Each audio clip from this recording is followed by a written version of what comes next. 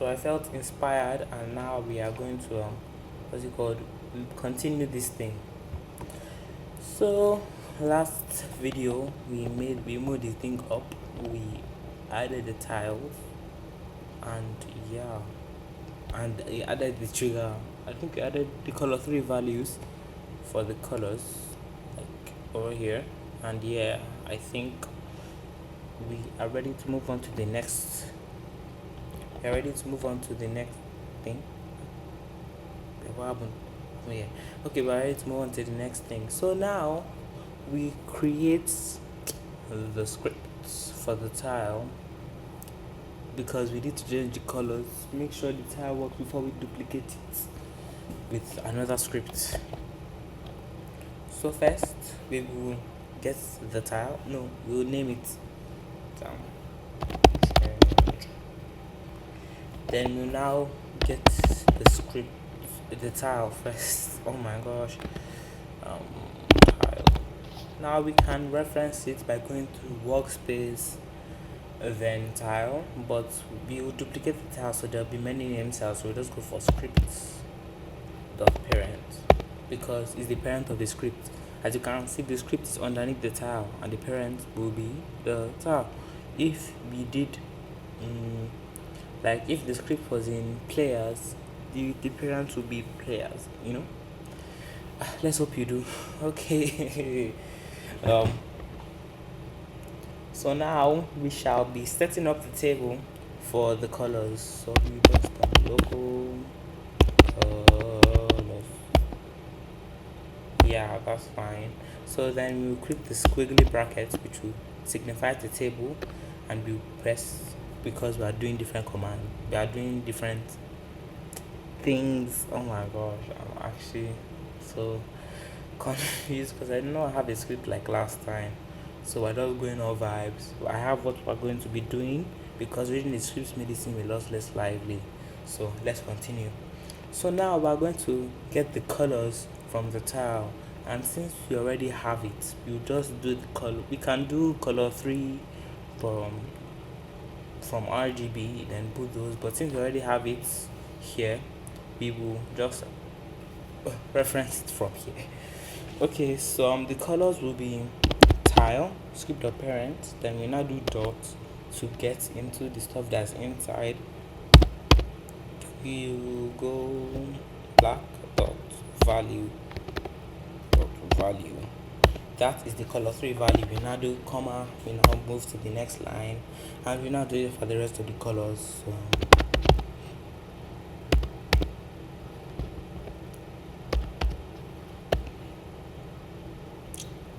and I'm tired of doing this. Let's do 2. Let's control C, move on to the new line, control V twice, then delete this one. Then we have 5. We now change the colors: blue, black, blue, green,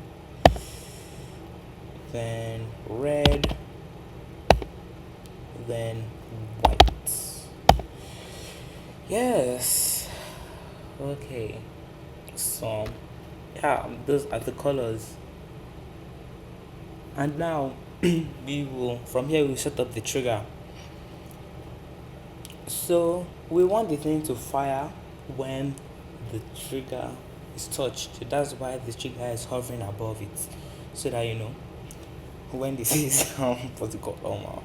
This is actually so okay. So we want to use the trigger to trigger this, obviously. So we will go into the change scripts, and we just connect when the trigger is touched. We will fire the scripts now. So now we will do the local, then we reference the trigger equals to name dot workspace dot trigger killer.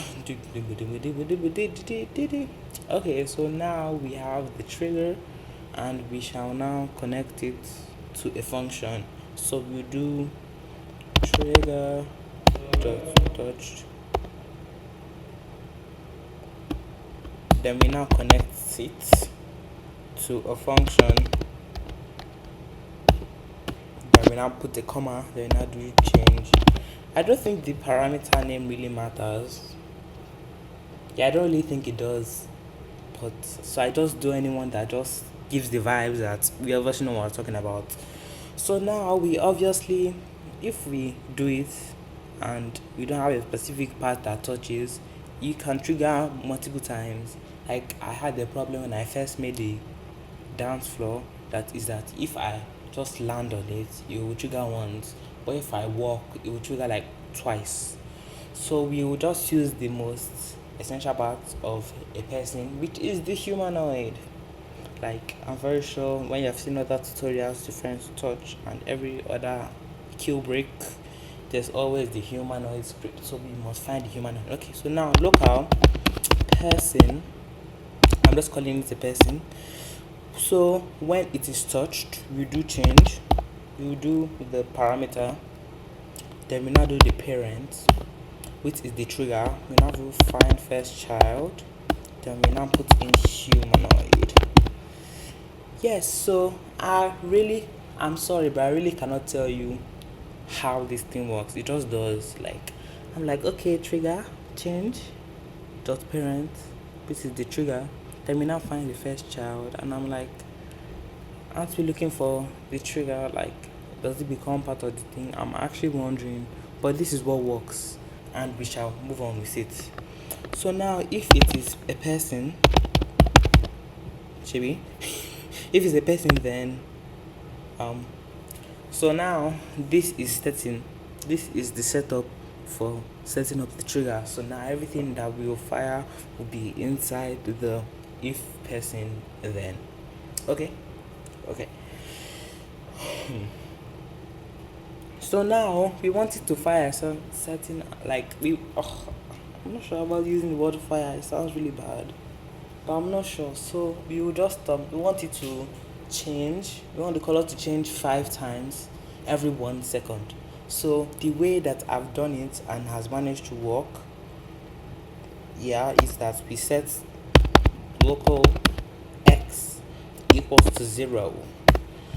So we now do while x is less than 5.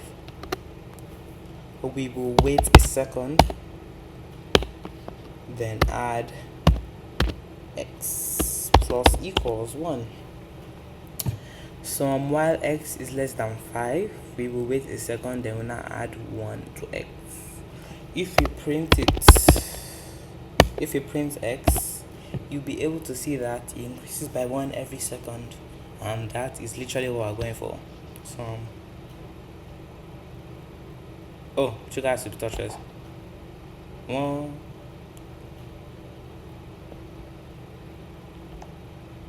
What did I do? I forgot to anchor the stuff. I forgot to make this non-collidable. Wow, and I even put it in the last video, like I was like anchor everything, and I even forgot to anchor everything. That's kind of sad. But let us try again and see it works. Does it work? Okay, so this is a problem, and we will find a way to figure it out. But I have no idea. It just always works. Like if person, then while x is less than 5, we will now wait a second and print and do x and print it. It's meant to work. Like that's literally what it is meant to what is meant to happen. Like I'm kind oh my. Okay, so the thing I forgot to do was that when you touch it, right, the humanoid is always there. So while you can still touch it, you still pick up the humanoid to keep on changing the things. So if it's the person, then we now do trigger dot can touch equals to false. So you will only run one. Then when the thing ends, we will make it touchable again. So it's meant to work now. Yeah. I'm actually kind of embarrassed that I forgot about this, but like yeah, this is it. So now we have the counter. We will now grab a random color. So I used the tutorial to find it, and it's okay if you use a tutorial or whatever. So now, when we're getting a random color, we will do local random equals to math dot random of number of 1. Then we now get the table, which is colors. Don't do random dot new. I know it just doesn't work. Use math dot random. I think random I used a seed, and I have absolutely no idea how that works, so we shall continue with this. So then we'll now do local cool, just to indicate that is the color that we're selecting that doesn't match with any other one. We do you do the colors, the table, then we now put this here and we do the random. I have no real clue on why this works. It just does. Like, this is like a seed that you input into this, what happens. But yes, this is how it is. Make sure x plus 1 is at the bottom, so that after we do it, the x will still add 1 to x. So we now set the tile dot color equals to the code. So in case you're kind of bamboozled, let me tell you what's going on. So when we touch this thing, right, we look for the humanoid. We just manage this to work, and then if it's the person, this thing, we will now make the trigger not to be able to be touched, so that it doesn't continuously fire when someone is walking. So while x, and if it's the person, we first make it false, so that this thing doesn't loop. So while x is less than 5, we wait 1, we change the color, which is the random thing, then which uses this table that we made. And while x is less than 0, x is less than 5, we wait 1, do the color, we change the color, we now add x to 1, then we now print x. So this is absolutely meant to work. I think I did a certain amount of times, but if we want it to be ever going, can we do infinite? I don't think that works, but we can do a ridiculously high number, 1,000,000, one long number. Then we can do like when we touch it, while x is less than that number, the color will just keep on changing. Why is it doing twice?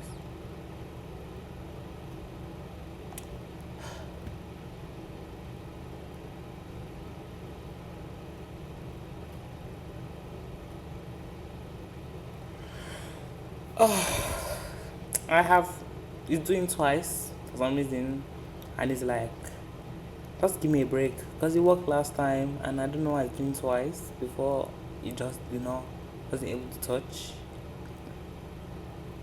We can do an extra precaution, and we shall just see if this works. So we can do can do. We create a new boolean, can do equals to true. If person and can do equals to true, then can do equals to false. So let's hope this doesn't trigger twice, or as many times before. Is not like, see, it's just going to keep on changing.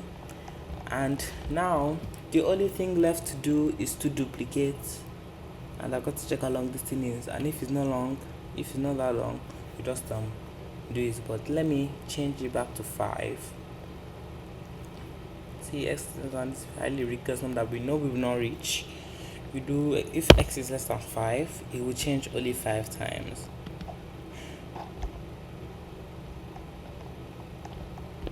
4, 5, then it's gone, because x is equals to 5. So so when so lessons learned today was that when you do all these trigger things and you only wanted to trigger once, you make sure that you turn can touch off so that it doesn't trigger indefinitely, and make sure that you add an extra boolean just for that extra thing, because last time it triggered twice in a row for some reason, and when we added the boolean, it didn't trigger twice and it only triggered once, and we can be thankful for that. So yeah, I'll see how long this is, and if it's not boringly long, I will do the du- duplicating part next. Okay.